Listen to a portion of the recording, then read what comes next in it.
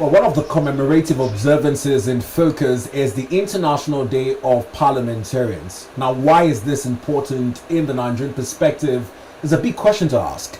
On the program this morning, I'm joined by a young parliamentarian, Honorable Akan Etienam, a historian and a member of the Nigerian Youth Parliament. Good morning to you, Akan. Welcome to the program. Thank you for having me. Good morning. Now let's start with the basics. When we talk about the International Day of Parliamentarians, particularly when we talk about the younger parliamentarians away from state houses of assembly and the National Assembly, how important is this conversation with Nigerian perspective? From the Nigerian perspective, I think it's important because there appears to be a disconnect between the younger generation and the older generation. So for parliamentarians, especially if you're a young parliamentarian, it is important that you have to understand the niche in which you are. You need to understand that as a young parliamentarian, you represent the largest demographic of people within Nigeria. So you have to advocate for policies. You have to be in tune with their needs and their desires. So basically, that is what a young parliamentarian should be within the Nigerian spectrum. I listened to an interesting view of a certain person who talked about the disconnect, much like you shared. And talking about Nigeria, he says it will shock us to know that about 80 to 90% of our population have never gone through our constitution and don't even understand the way parliamentary sessions or plenary sessions go on in the country. What could we do to further bridge this gap of disconnect in terms of the information at hand?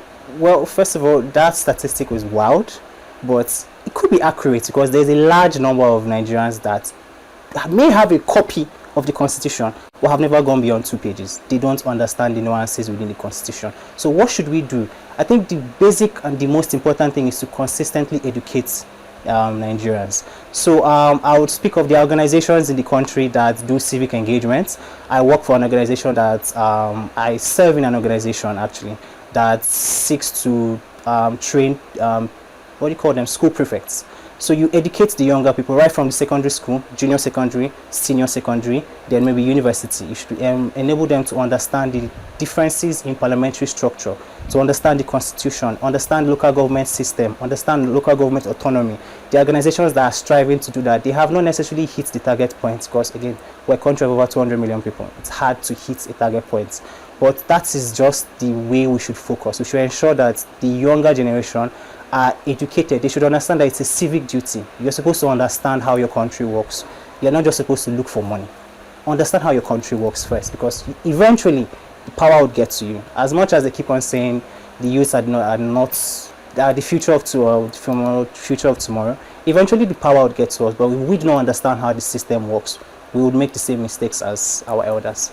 Well, it's an interesting place to start this conversation. Honorable Akan, in our studios this morning, we're laying the foundation for a dialogue on the importance of the Nigerian Youth Parliament in commemorating the International Parliamentarian Day. We'll take a quick commercial break, and when we return, we'll get to know more about how this works in Nigeria and the need for the young persons to understand the nuances of our parliament. Stay with us. Well, welcome back to the program, still dialoguing on the commemoration of the International Day of Parliamentarians. Now, back here in Nigeria, over time, there's been a conscious effort to get young persons involved, even from primary school age, in a system known as the Nigerian Youth Parliament. For you, how symbolic is this, and what role does it play in entrenching governance? Okay, so first of all, I'll give a brief overview of what the Nigerian Youth Parliament is. So the Nigerian Youth Parliament was established in 2008.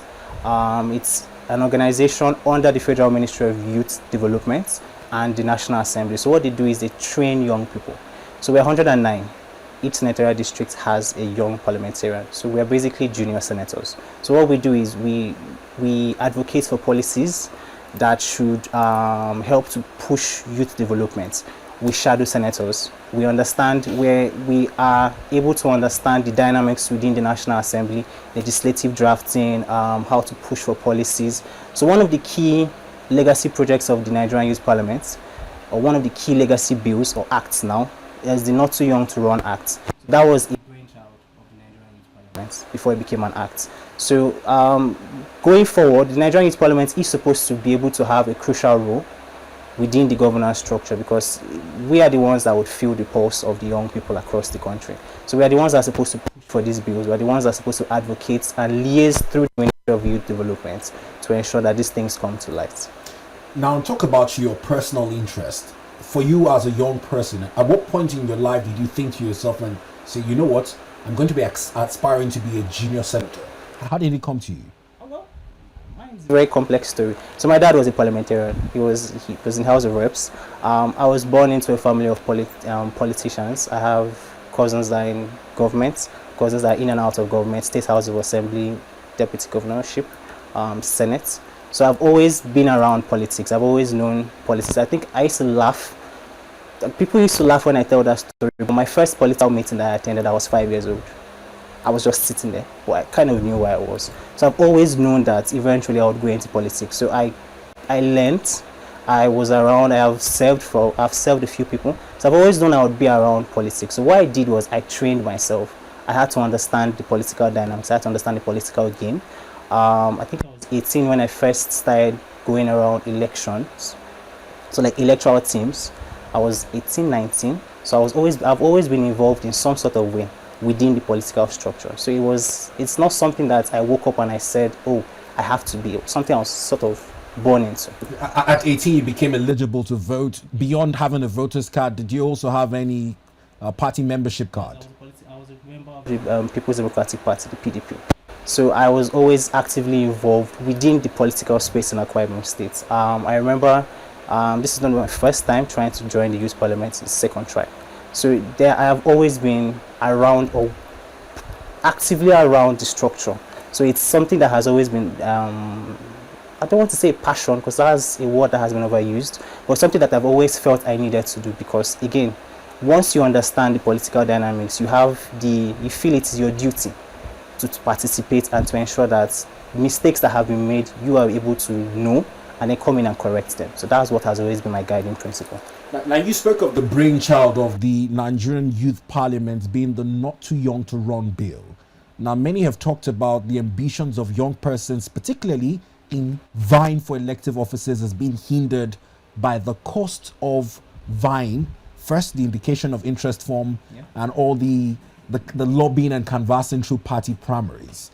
Do you think that the current landscape in Nigeria encourages young people to vie for political offices? Yes and no. Yes, because the door is open. I do not believe that they've ever shut the door on young people. I believe they have put roadblocks. So that's where the no comes in. So where the issue comes in is the most obvious one, financing. Well, elections are always expensive anywhere in the world. I've always been one of the people that believes that we should find a way to institute donors. So if you want to run for office, you have a structure that ensures that people can donate to your campaign. You have a donation cap. There is a donation cap in law, but clearly that has been abused because nobody really follows the donation cap. So in terms of financing is an issue that affects young people when you want to run for office. If you hear that, okay, a form, let's say you want to run for State House. I think recently the State House form was like 10 million. There's no young person that has 10 million naira to throw away. Sitting there waiting to buy a form. You are not sure whether you'll be cleared because you need to be screened. You need to be cleared for the primaries. You need to even win the primaries. So there are so many hurdles beyond that your 10 million naira to just sign a paper and get the form. So I think one of the things that young people should advocate for would not necessarily be the reduction of forms, because I know of experiences where somebody got a form for free and then ended up being worse than whoever would have bought the form. So I think there should just be a way that ensures that it is not monetized too much. The system is not necessarily based off of money. I don't know how feasible that is within the current political landscape, because I know everybody's already aiming for 2027, and again, the system has been monetized once again. So I don't know how feasible that is, but that is something that young people should strive to advocate for. A political system that deals less with money and more on ideals. Well, quite interesting takes from Honorable Akan this morning. He's one of the 109 junior senators in the Nigerian Youth Parliament. We'd also be looking to accommodate one of those tagged under the 109 as well. We'd be joined by member representing Nasarawa West Nigerian Youth Parliament, Honorable Ridwan Ahmed Barade, who is in our studios but not yet on the program. So we'll take a quick break, and when we return, we'll expand the conversation to accommodate more views from this young parliamentarians. Stay with us. Welcome back and thanks for staying with us on the program. We had established the background on our conversation today hinged on the commemorative observance of the International Day of Parliamentarianism as founded by the International Parliamentary Union in 1989. But here in Nigeria, up until 2008, did we start to have what is now known as the Nigerian Youth Parliament. Now, out of 109 junior senators, we have 2 in the studio this morning. Earlier, I was in a conversation with Honorable Akan. He's now joined by his colleague, who he refers to as the Majority Leader, Honorable Ridwan Ahmed Barade. Welcome to the program. How are you doing? I'm alright. Now, your colleague and I had set the background for the conversation. My next question, I haven't addressed some of the hurdles for young persons vying for political offices in the current landscape in Nigeria, was issues of financing, which he brilliantly spoke to. Now, joining the conversation, I'd like to find your opinions on the symbolism of this conversation. How important is it to have this conversation as it concerns young parliamentarians in shaping governance and democracy in Nigeria? Well, that's actually a very nice question, and I'm glad I'm here for this conversation. Well, one of the things affecting the politics of Nigeria, the current politics in Nigeria, is the politics of godfatherism. You know, before reaching somewhere, before getting into power, people tend to believe that you need to know someone in the high places. You need to have a sponsor. You need to, have someone who will stand by, by your back to make sure that you are who you are. But then I think in a well-civilized country, we should be able to focus more on the masses, because most of the youth in the country, if they are vying for any position, be it the House of Representatives, be it the House of Assembly, be it the chairmanship position, they tend to focus more on who will back me up than going for the masses. And that's one of the things that is setting us back in the country. So I think if we can be able to sanitize our minds as young people, then I think we're going to go far as a nation. But then if there are things that if we don't take out from our mindsets, then I think it's a problem for us and it's a problem for the country at large. Now let's talk about youth's interest in governance and in participating in the electoral process overarchingly. Over time, we've been scored low as Nigerian youths in terms of our preferences when the conversations of politics is discussed in any fair or gathering. Do you agree that the Nigerian youths lack the much needed interest in politics? Do you agree to that notion? Well, again, my answer to the question will be contextual. So in the sense that there is an interest, Nigerian youths are interested, but there is a lack of understanding and knowledge about the processes. So, and there's also a lack of substance to the interest. So you'd have a lot of online interest to politics, political candidates, how politics is governed or how politics is understood or run. But when it comes down to the nitty-gritty, the substance, go to your wards, then canvas for candidates. You hardly see young people. You see middle class civil servants. I don't like to use that word, but you tend to see middle class. The average 30 to 40, 45-year-old Nigerian, they are more involved within that sector. We are more of the online space, which is not necessarily a bad thing, but we have to learn how to transit. So that's why I said it's contextual. We have knowledge about it. Most Nigerian youths have an idea about certain things.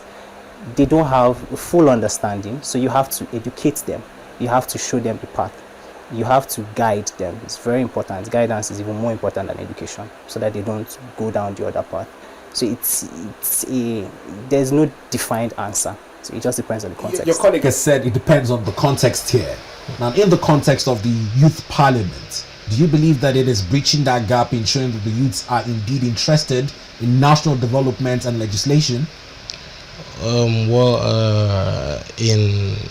any leadership, I think Nigeria is moving forward as a country by having young parliamentarians like us going for, should I call it training, going through a learning process in a way that you get to know about the legislative process, and you won't just go in. Maybe when you're vying for another position, be it House of Assembly or anything, you're not just going there as a novice. So I think the Nigerian Youth Parliament is bridging the gap with the youths are already getting an insight of what the legislative process is all about. So I think the Nigerian Youth Parliament, understanding the House rules, how plenary goes, how the bill goes through first reading, second, public hearing, and third.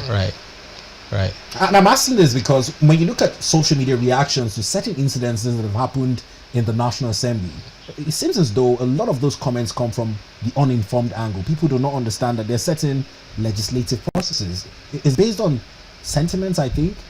How do we curb this misinformation? You guys have the first-hand training and experience, but when you look at the larger reactions from all the youths outside the space, it seems that we have a lot to do. I don't know if I'm sharing an opinion you agree with. Well, Nigeria as a country is being driven back by sentiments. I think whenever you're supporting someone, if you like someone, and someone who is vying for the same position as that person does something nice, Nigeria will turn their eyes. They won't be able to see that. But then, if it's their candidate that will come, share a bottle of water, they will take it and talk about it on social media. So I think it's not just us, but then it's the mindset of the average Nigerian. Everyone just wants the person they like to be in power, but then leadership doesn't work like that. At least we need to pray for our leaders. We need to support our leaders in any ramifications of life, in any situation we find ourselves. So it's not just about sentiment, it's not just about being divided, but there is this uniqueness in our diversity that people not tend to understand. Malcolm X once said when they want to divide you, when they can't penetrate you, they use either religion or ethnicity to try and penetrate you. So I think that's what is dividing us. The average Nigerian will say, if it's not Igbo, my brother, I'm not supporting him.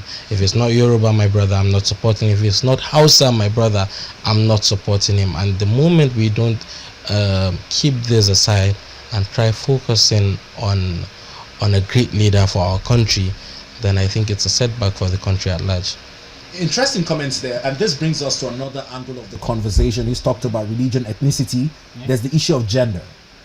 Coincidentally, the theme for this year's celebration, achieving gender equality by action, seems to be one that addresses some of these conversations, particularly now when we're talking about dedicated seats for women, even in the bigger parliament. Reserved seats for women. Yes. So basically, so that's one of the reasons why this year's agenda, this year's theme speaks to that. So we are trying to ensure that there's more advocacy for gender inclusiveness. So the reserved seats for women is to ensure that more women are allowed into parliament.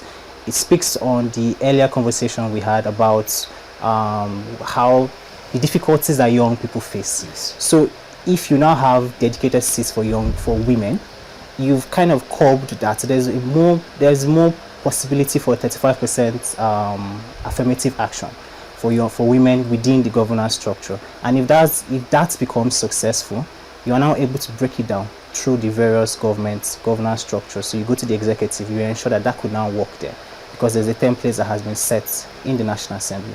So the theme of this year's event is to advocate for gender inclusivity and gender equity within the parliamentary structure. Now, coming to you, Honorable Barade, how would you assess the current level of participation in terms of gender balance in our current parliamentary system? Well, in the Senate, we have just 3 senators, I think, who are ladies. But then, that one is politics. You can't just go and impose a leader for a senatorial district. It's about the people not about the government. When it comes down to the Nigerian Youth Parliament, I think we're very keen on gender equality, because one of the rules of the Nigerian Youth Parliament is, in any state we have 3 representatives, just we're a replica of the Senate. So in every state you need to have at least 1 female or 2. So the But Nigerian then Parliament is very is confined. very is very keen on gender equality, because we believe that we're not being driven back by cultural beliefs or the beliefs of our forefathers back then. The Nigerian Youth Parliament is trying to change the narrative, is trying to modernize the legislative process, and that is what we're very keen on. Now, he's spoken about how the Nigerian Youth Parliament is championing this gender inclusive conversations and 35% affirmative action. Now, let's talk about specific legislative or community level actions which you're also currently participating in. Okay, so specific community actions. So I would give a very short overview of that. So basically, I think most young youth parliamentarians within the youth parliament, we are a lot of us are trying to enact projects within our senatorial districts. So in terms of community projects, there are the organizations that you could partner with. So in my senatorial districts, there are organizations that we are having conversations with to ensure that projects within, not necessarily the federal structure, personal projects, privately funded projects are coming to the senatorial districts and they impact young people. So in terms of community engagement and community development, those are the areas that I personally have been going through, and my colleagues too have been doing the same within their own senatorial districts. Well, more specifically, are there any current bills or frameworks currently in motion that supports gender equality in the Nigerian Youth Parliament? Well, the Nigerian Youth Parliament, we inaugurated 4 months ago, so we've had our first sitting. It's a work in progress. Now, talking about key stakeholders, because you had mentioned stakeholders supporting these events. Yeah. Talk us through any development partners, MDAs, or CSOs who are actively involved. So at this event that we're going to have on Wednesday, so we're going to have key stakeholders within the National Assembly, Senate President, I think the Chairman of the Senate Committee on Youth Development, the Speaker of the House of Representatives, thank you very much. Then other key... Exactly. A lot of senators, because they are having their final plenary this Wednesday. So a lot of them were expecting a lot of dignitaries to be there. Now let's talk about accountability and measurable progress, because he just talked about the fact that it's just been 4 sessions so far. In terms of measuring the timelines and KPIs that would show that we're actually being accountable for some of the pledges we make and commitments towards engendering and enhancing youth participation, how would you measure this action? Well, what he said was we were just inaugurated 4 months back, but then there have been 5 sessions before us. We are the 6th session, and we have been doing a lot of things. Just like he said, he has been championing projects in his own senatorial district. And one thing we believe in the Nigerian Youth Parliament is collaboration, because I believe teamwork, they say, makes dream work. And if you want to go far in life, if you want to go fast, you go alone, and if you want to go far, you go with your people, you go with collaborations, you go with an all-inclusive pattern. So even in my own senatorial district, we've been able to host some programs.